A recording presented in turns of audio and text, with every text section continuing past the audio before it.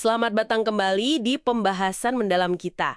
Hari ini kita bakal gali satu ide kunci nih dari buku legendaris Dale Carnegie, How to Win Friends and Influence People. Sumber kita kali ini dari bagian menjadi pemimpin, isinya strategi semua tuh buat mempengaruhi orang lain secara positif. Fokus kita kali ini spesifik banget, satu prinsip dasar buat mengubah orang tanpa bikin sakit hati atau ya benci gitulah. Prinsip nomor 1. Mulailah dengan pujian dan penghargaan yang tulus. Kita bakal bedah bareng, kenapa sih teknik yang kelihatannya simpel ini kok efektif banget? Tepat sekali. Prinsip ini kedengarannya emang sederhana ya, tapi prakteknya perlu seni tersendiri gitu. Ini bukan cuma soal trik manajemen, tapi lebih ke kunci interaksi antar manusia biar lebih mulus. Di mana aja, di kantor, di rumah. Kenapa sih mulai dengan yang positif itu kok ampuh? Nah, mari kita gali lebih dalam. Oke, kita bedah ya. Jadi intinya gini, orang tuh bakal lebih gampang nerima kritik atau masukan kalau diawali sama pengakuan hal baik yang udah mereka lakuin. Carnegie ngasih contoh menarik soal Presiden Calvin Coolidge. Dia kan terkenal pendiam banget tuh. Suatu pagi, dia bilang ke sekretarisnya, "Gaun yang Anda pakai pagi ini cantik banget, dan Anda wanita muda yang sangat menarik." Wah, pujian kayak gini apalagi dari Coolidge ya, bikin sekretarisnya kaget campur tersipu gitu. Nah habis itu baru deh Coolidge nambahin, "Sekarang jangan besar kepala ya, saya bilang gitu biar Anda seneng aja. Mulai sekarang saya harap Anda sedikit lebih hati-hati sama tanda baca." Hah, gimana tuh? Pendekatan yang cerdik ya secara psikologis? Yang menarik kan kontrasnya itu ya. Pujian tulus yang nggak disangka-sangka itu kayak ngebuka pintu gitu. Itu kan nyentuh kebutuhan dasar kita buat dihargai. Tapi ada catatan dikit mungkin ya. Cara Coolidge nyampein setelahnya itu mungkin kedengeran agak nusuk dikit ya, tapi intinya tetap sama. Mulai dengan positif itu melunakkan pukulan yang mungkin datang sesudahnya. Kayak analogi Carnegie soal tukang cukur itu loh. Oh iya, yang pakai sabun dulu sebelum nyukur. Nah itu dia, biar prosesnya lebih nyaman, nggak sakit. Betul. Mungkin cara kulit agak unik ya, tapi prinsip dasarnya kuat. Ini bukan cuma sanjungan kosong, tapi pengakuan jujur. Harus ada sesuatu yang emang patut dipuji. Nah, contoh lain yang lebih halus nih, dari Presiden McKinley, pas kampanye 1896. Ada pendukungnya nulis pidato, semangat banget, menurut dia brilian lah pokoknya. Tapi McKinley lihat, wah ini pidato bisa jadi masalah politik nih. Nah, alih-alih langsung nolak mentah-mentah, kan kasihan ya bisa patah semangat orangnya. Dia malah bilang gini, "Temanku, ini pidato yang luar biasa. Hebat banget, argumennya kuat. Tapi," nah ada tapinya, "menurut Anda, pidato ini cukup bijaksana atau pas nggak ya buat kesempatan khusus ini sekarang?" Nah, ini dia nih, seni diplomasinya keluar. McKinley nggak langsung nyerang kelemahannya. Dia akui dulu usahanya, kualitas bagusnya.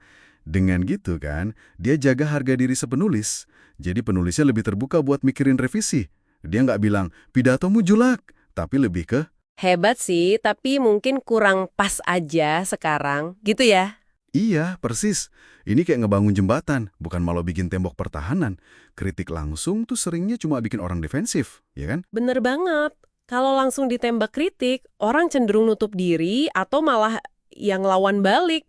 Pujian tulus di awal itu seolah-olah bilang, saya lihat kok nilai kamu, saya hargai usahamu, baru deh masuk ke area yang perlu diperbaiki. Mungkin contoh paling kuat itu suratnya Abraham Lincoln ke Jenderal Hooker pas Perang Saudara. Situasinya genting banget kan itu. Lincoln mulai suratnya dengan ngakuin kualitas Hooker dulu. Dia bilang, "Saya percaya Anda prajurit pemberani dan terampil, yang tentu saya sukai. Terus, Anda punya kepercayaan diri, Anda ambisius." Dia bangun fondasi penghargaan dulu, ngakuin kekuatan jenderalnya. Persis. Dan pujiannya spesifik kan? Berani, terampil, percaya diri, ambisius. Bukan sekedar Anda hebat gitu aja. Baru deh setelah meletakkan dasar ini, Lincoln masuk ke kritiknya yang cukup tajam sebenarnya. Soal ambisi Hooker yang mungkin kelewatan, terus kecenderungannya ngeritik atasan, bahkan ada gosip Hooker mikir negara butuh diktator. Wah, berat itu kritiknya. Berat banget. Tapi karena diawali pengakuan tulus, pesannya punya kesempatan lebih besar buat didengerin, direnungkan.